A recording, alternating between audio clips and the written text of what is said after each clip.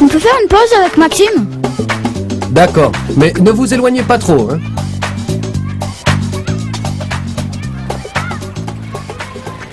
Ouf, je suis crevé.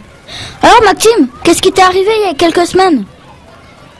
T'avais promis de me raconter. Oh, j'ai pas très envie. Allez, s'il te plaît! Bon, ok. Je rentrais tranquillement de l'école. J'étais plus très loin de la maison. Quand tout à coup, je me suis senti tout bizarre. Et bam, je suis tombé par terre.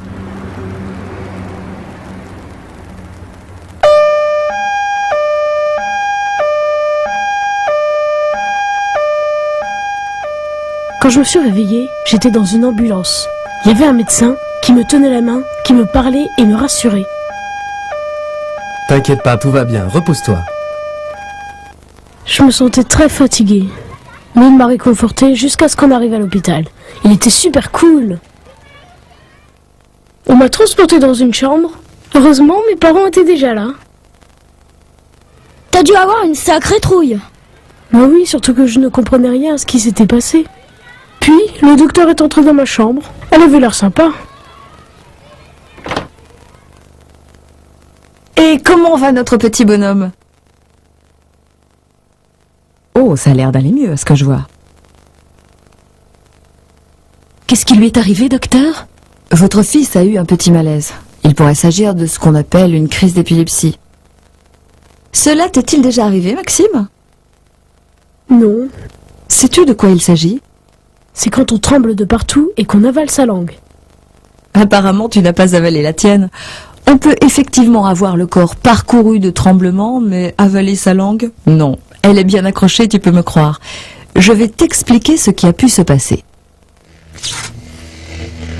Notre cerveau fonctionne avec des mini-courants électriques. Des tas de petits signaux électriques circulent alors d'une cellule à l'autre et sont transmis à notre corps. Ce sont eux qui commandent nos mouvements comme marcher, courir ou taper dans un ballon par exemple. C'est un peu comme dans un ordinateur alors. C'est tout à fait ça, Maxime.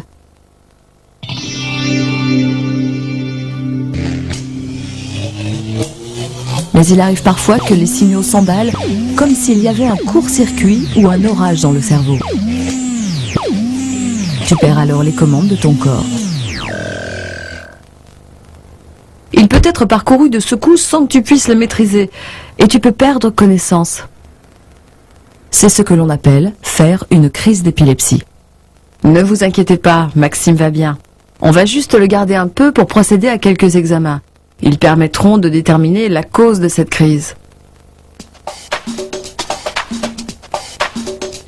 Et maintenant, Maxime, es-tu prêt pour un voyage dans les profondeurs de ton cerveau? Ok, pas de problème, mon capitaine.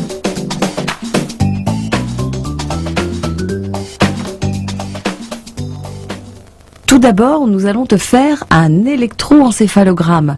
C'est un examen qui permet d'enregistrer l'activité électrique de ton cerveau. Bonjour, comment t'appelles-tu? Maxime, Bonjour Maxime, installe-toi confortablement. Ne t'inquiète pas, ça ne fait pas mal et ça ne dure pas longtemps. On pose tout d'abord ces électrodes sur ta tête.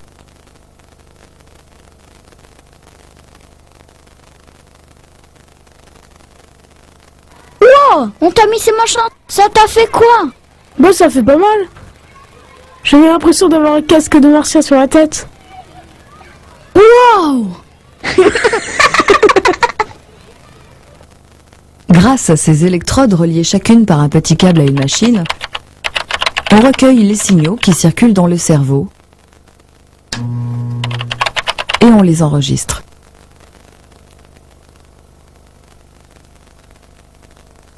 Ces signaux apparaissent sous forme de tracés. Ce sont eux qui permettent de détecter d'éventuelles anomalies sur tout le cerveau ou simplement sur une partie. Et ils ont détecté quelque chose sur ton cerveau? Oui, de petites anomalies électriques. C'est comme ça qu'on a confirmé que je faisais des crises d'épilepsie. Et maintenant, Maxime, nous allons te faire une IRM.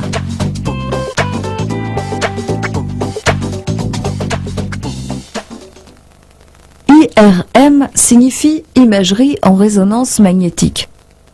C'est un petit peu compliqué à expliquer, mais c'est un examen qui permet d'obtenir des photos de ton cerveau en quelque sorte.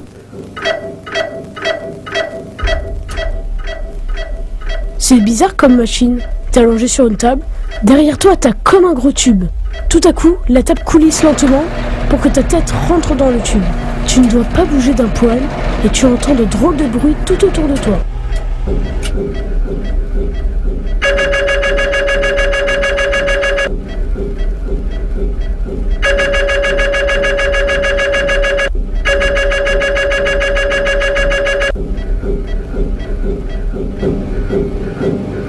Ça dure longtemps?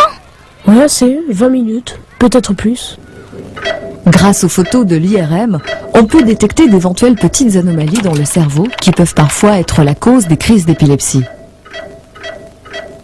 Mais la plupart du temps, l'IRM permet de vérifier que tout est normal. En fait, il existe plusieurs sortes d'épilepsie, avec ou sans lésion du cerveau, comme nous venons de le voir avec Maxime. Les symptômes peuvent donc être différents d'une personne à l'autre. Chez la plupart des patients, ils sont faciles à traiter. Il faut savoir tout de même que pour un petit nombre de personnes, l'épilepsie est plus difficile à contrôler.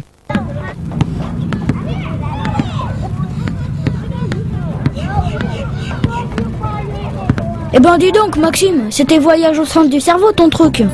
Et au fait, elle est pas contagieuse ta maladie? Mais non, c'est pas contagieux. Qu'est-ce que t'en sais toi? Eh bien, figure-toi que moi aussi j'ai fait des crises d'épilepsie. À l'école, la maîtresse disait que j'étais tout le temps dans la lune parce que parfois je n'écoutais plus et je fixais le vide. Le pire, c'était que je ne m'en rendais même pas compte. Après m'avoir fait les mêmes examens que Maxime, les médecins m'ont dit que je faisais des absences. C'était comme si j'étais ailleurs. Oh là là, elles sont pas rigolotes vos histoires. C'est embêtant, mais maintenant que je prends des médicaments, ça va beaucoup mieux. Et les médicaments, il faut les prendre tous les jours. Tous les jours? Pendant toute ta vie? Non, le plus souvent, quand on grandit, les crises s'arrêtent. Et moi, on m'a dit que quand je serai grande, je n'aurai plus besoin de prendre de médicaments. Tu ne peux pas faire tout ce que tu veux alors. Mais si, on a une vie normale. C'est sûr que quand je vais à la piscine, je dois toujours être accompagné d'un adulte. Parce qu'une crise dans l'eau, ça serait pas marrant. Et moi, quand je fais de l'escalade, je suis toujours bien assurée par un adulte.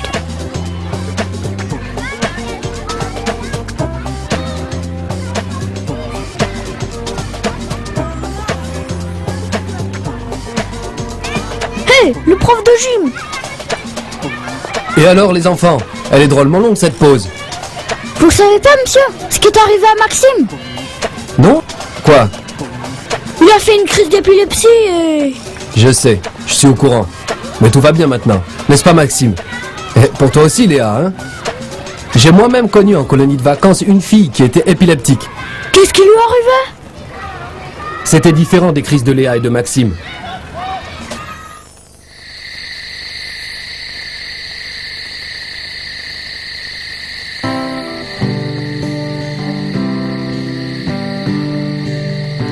J'étais assis près du feu, et alors qu'elle était en train de ramasser du bois, je l'ai vue tomber soudainement par terre. Elle ne pouvait plus parler, et elle avait des tremblements sur la moitié de son visage et des secousses dans son bras.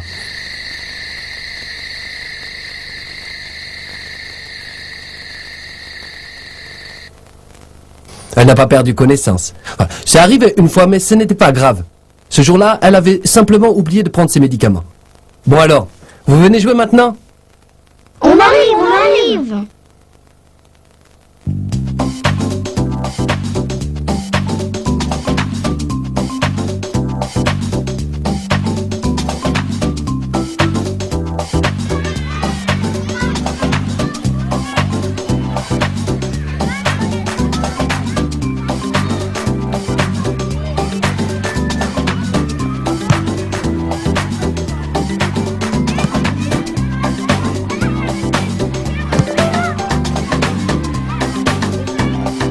Attention Léa! Bravo Léa, t'es une championne! Ouais, pas si mal ma petite.